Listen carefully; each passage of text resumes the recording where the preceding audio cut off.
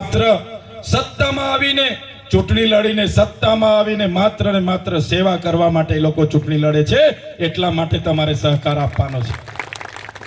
જ્યારે દિલ્હીમાં આમ આદમી પાર્ટીના કેજરીવાલજીને ખોટી રીતે ભારતીય જનતા પાર્ટી દ્વારા હરાવવામાં આવ્યા, એમને દારૂના ગોટાળામાં એક મુખ્યમંત્રી હતા ત્યારે 6 મહિના સુધી બધા મુખ્ય નેતાઓને જેલમાં રાખવામાં આવ્યા અને પછી ચૂંટણી જીતી લેવામાં આવી।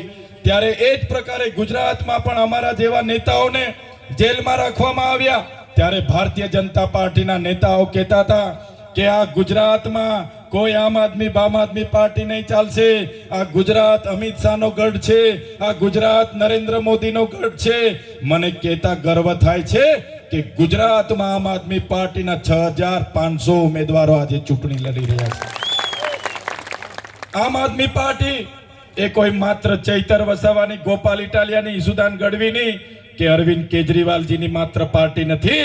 આમ આદમી પાર્ટી એ તમારા જેવા સામાન્ય આમ લોકોની પાર્ટી છે, એટલા માટે આપણા ઉમેદવારોને તમારે જીતાડી લાવવાના છે। ભારતીય જનતા પાર્ટીમાં ધારાસભ્યનો દીકરો જિલ્લા પંચાયત લડે, સાંસદનો દીકરો તાલુકા પંચાયત, જિલ્લા પંચાયત લડીને જીતે, પ્રમુખ બને।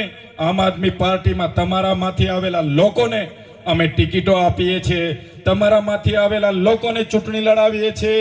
જે લોકો આપણા અધિકારોની વાત કરે, આદિવાસીની અસ્મિતાની વાત કરે, પ્રકૃતિ સંસ્કૃતિ બચાવવાની વાત કરે, જળ જંગલ જમીન બચાવવાની વાત કરે, એવા લોકોને અમે ટિકિટ આપી છે। એટલા માટે તમને આહવાન કરું છું, આ સમય એ ભારતીય જનતા પાર્ટીને જડબાતોડ જવાબ આપવાનો છે અને ઝાડુના બટન પર તમે મત દબાવજો, આજુબાજુ વિસ્તારમાં તમે ફરજો, 5 દિવસ તમારે રજા પાડીને પણ આપણા આમ આદમી પાર્ટીના ઉમેદવારને જીતાડવાનું કામ તમારે કરવાનું છે।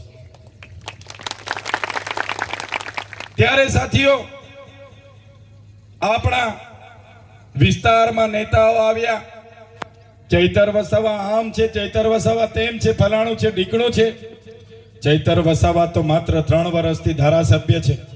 તમારી સરકાર ગુજરાતમાં 30 વર્ષથી શાસન કરે છે અને તમારી સરકારમાં આજે પણ આદિવાસીઓ શિક્ષણ માટે આંદોલન કરે, રોડ રસ્તા માટે આંદોલન કરે।